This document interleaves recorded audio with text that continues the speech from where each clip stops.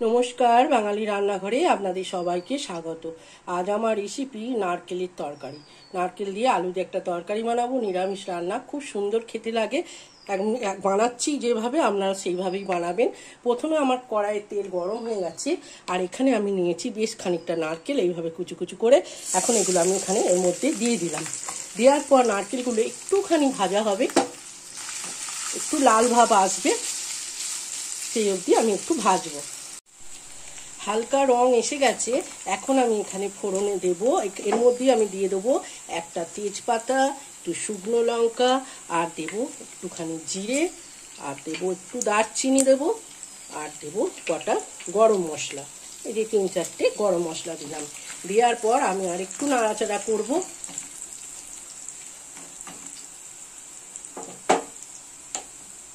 এবার আমি এর মধ্যে দিয়ে দেবো কেটে রাখা আলুগুলোও আমি এরকম ডুমো ছোট ছোট টুকরো করে রেখেছি। এখন আমি এগুলো দিয়ে দিলাম। দেওয়ার পর আলুর সাথে আমি আরেকটু আলুগুলোকে একটু হালকা করে ভেজে নেব। আলুগুলো আমার সামান্য ভাজা হয়ে গেছে, হালকা কালার চলে এসেছে আলুর গায়ে।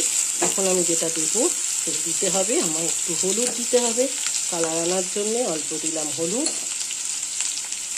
আর দেবো একটা মশলা আমি করে রেখেছি এখানে। মশলাটা হচ্ছে আদা, জিরে আর শুকনো লঙ্কা। যে যেমন ঝাল খাবেন সেরকম নেবেন। আমি এখানে 3 চামচে 4 চামচে ব্যবহার করলাম। দিয়ে আমি এখন মশলাটা একটু কষাবো এর সাথে।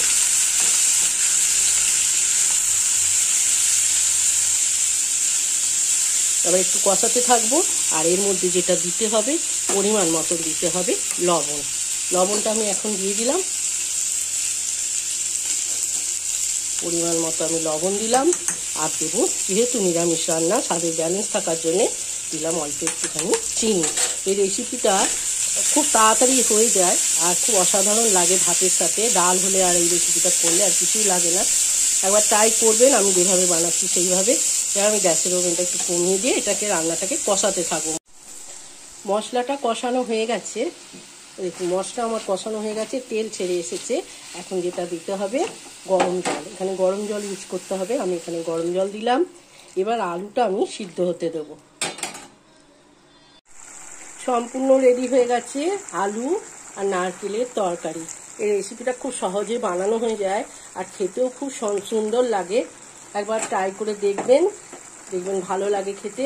আর এখানে সব শেষে দেবো আমি এই 1 চামচে আর একটুখানি ঘি দিলাম। ঘিটা দিতেই হবে, তবে সুন্দর স্বাদটা আসবে। যদি ভালো লাগে একটা লাইক, শেয়ার আর কমেন্টের জন্য আপনাদের কাছে অনুরোধ রইল। চ্যানেলটা সাবস্ক্রাইব করবেন যাতে নতুন নতুন রেসিপিগুলো আপনাদের কাছে পৌঁছাতে পারে। ভালো থাকবেন, সুস্থ থাকবেন, ভালো খাবার খাবেন।